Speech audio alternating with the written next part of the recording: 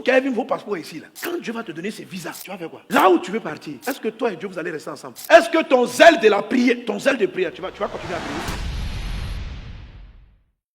Dieu n'envoie aucun démon, mais il y a des choses il y a des petits problèmes que Dieu peut laisser dans ta vie pour te garder dans la foi, pour te garder dans la crainte de Dieu, pour garder des valeurs en toi. Pourquoi Satan existe? Pourquoi depuis là Dieu n'a pas tué? Parce que sans Satan, plusieurs ne seraient pas à l'église. Beaucoup de gens sont dans des réunions de prière à cause de Satan. Pourquoi les sorciers sont là? C'est à cause. Regardez combien de gens remplissent les réunions de prière pour vaincre les sorciers. Donc Dieu voit que à cause des sorciers, il y a des gens qui font des veillées.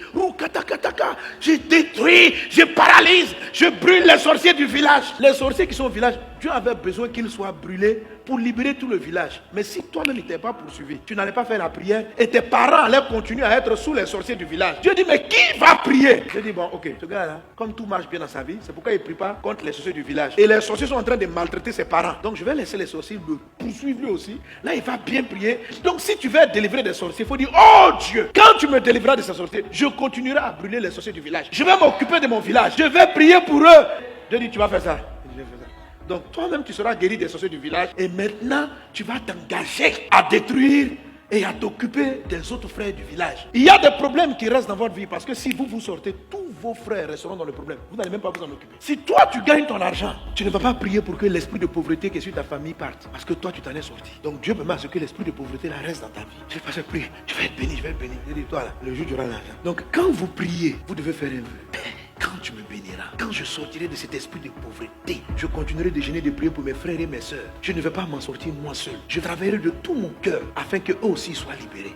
Je dis, d'accord, c'est la prière que Jabez a fait. Il dit à Dieu, si tu me bénis, si tu es dans mes limites. Mais on n'a pas vu ce que Jabez a dit. Il a mis les points de suspension pour que chacun d'entre nous puisse les remplir en fonction de ce que je vais vous expliquer. Il faut commencer à prier avec intensité. Et par là, Dieu, Père, est-ce qu'il y a un risque pour ma foi?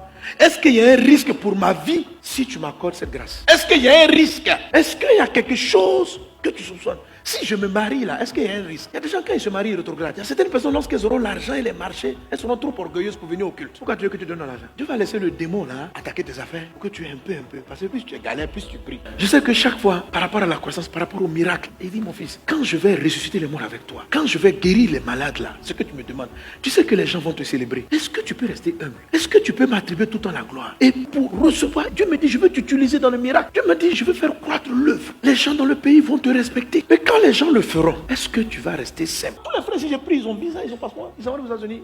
Quand tu les parles, il dit, je suis en ligne. Il y a une église à côté de leur maison, hein. Ils deviennent en ligne subitement. Ils ne servent plus Dieu à l'église. Et maintenant en ligne, là, vous savez, en ligne c'est aléatoire. Donc vous qui avez vu vos passeports ici, là, quand Dieu va te donner ses visas, tu vas faire quoi? L'endroit où tu veux partir là, tu vas servir Dieu. Tu veux que Dieu mette le visa ici? Tu veux passer la limite là où tu veux partir? Est-ce que toi et Dieu vous allez rester ensemble? Est-ce que ton zèle de prière, tu vas continuer à prier? Combien de personnes ont eu le visa pour partir? Dès que vous êtes arrivé là-bas pour pouvoir avoir les papiers, vous vous êtes prostitué, vous êtes parti coucher avec des gens, ils vous ont donné une grossesse. Et maintenant Dieu lui volontairement il va faire en accord de mettre le visa pour perdre ta foi, pour que tu ailles prendre une grossesse en cherchant à avoir papier. Tu auras les papiers puis tu vas aller en enfer. Pourquoi tu veux qu'il te donne le visa? Donc volontairement, tu sais que ton enfant va aller s'empoisonner et puis tu vas être content pour dire il va déposer le visa. Si Dieu t'aime, il va te donner ce visa. Donc soit c'est les sorciers qui t'empêchent de l'avoir, donc on les a coupés. Maintenant si c'est bloqué par Dieu, tu vas dire Dieu, quel est le risque? Tu vas dire ma fille, quand il te voit là, tellement tu cherches papier, tu seras prête à renier ta foi pour un papier. Il y a des gens qui sont partis. Vous savez, à un moment donné, pour avoir facilement les visas pour aller au Canada, il fallait être Woubi. Si tu es Woubi, et puis tu inventes.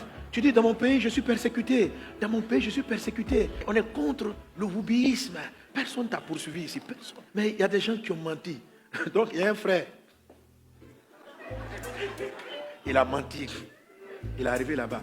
Arrivé là-bas, il voulait aller à l'église. Mais chaque année, ils ont une fête qu'on appelle Gay Pride. On lui dit, mais toi, là, on ne te voit jamais là-bas. Or, dans cette fête-là, tu dois t'habiller bizarrement.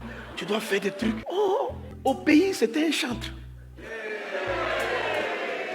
Mais on lui a donné un circuit de se déclarer persécuté pour ses choix sexuels. Donc il a menti pour avoir le papier. Je suis persécuté dans mon pays. On me poursuit parce que...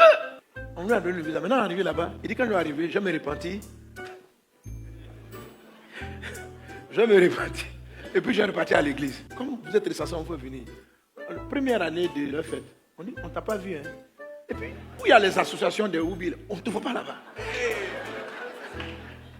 Donc, si on ne te voit pas, on te retire ton titre et puis on te ramène chez toi. Donc, le voilà maintenant. chante dans son église. Quand il était en Côte d'Ivoire. Non, je ne sais plus si c'était à Côte d'Ivoire ou bien au Congo. Chante. Le voilà maintenant, aller dans les fêtes là. Ça vient bizarrement.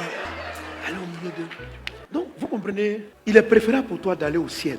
La vérité, c'est que quand vous avez une sensation très forte que vous devez aller quelque part, il est fort probable que tu sois derrière. Mais Satan transforme ce désir. C'est-à-dire que tu sens que ta place n'est pas ici. Tu le sens. Et Satan va transformer ce désir-là de Dieu en une chaleur pour te dire, il faut être prêt à te compromettre, à te corrompre. Et il va acheter ton âme. Jésus savait qu'il était positionné pour être le roi des rois. Satan est venu lui proposer sa destination. Si tu te procèdes devant moi, je te donne les royaumes du monde. Mais Jésus dit, je ne vais pas faire tes œuvres, Satan. Dieu me donnera ce qu'il a prévu, au moment où il a prévu. Et Jésus a rejeté de se procéder devant le diable. Si ta destinée, la vie où tu vas réussir n'est pas ici, ça va se produire, mais pas à la manière du diable. Et Satan va te faire croire que sans ses méthodes à lui, tu n'y arriveras pas. C'est la raison pour laquelle tu dois à un moment donné, quand tu es une personne de destinée, dans ta relation avec Dieu, savoir si Dieu tarde à te donner certaines choses, quels sont les risques. Et une fois que tu as déterminé, il t'a révélé les risques, tu fais ta prière de Jabez. La prière de Jabez, ce n'est pas une prière pour acheter Dieu. Si tu me donnes le marché de 10 millions, je vais te donner 3 millions. Dieu n'a pas besoin de ton argent. Tu comprends, non? Voilà. Dieu craint qu'est-ce que les 10 millions vont faire dans ta vie. Et c'est ce que tu dois garantir. Vous me suivez? Alléluia. Est-ce que ça ne va pas te rendre étrange? Est-ce que ça ne va pas te rendre bizarre? Alors tu vas prier pour dire sincèrement à Dieu de te montrer ce qu'il a besoin. Brinda Soro Baralaka.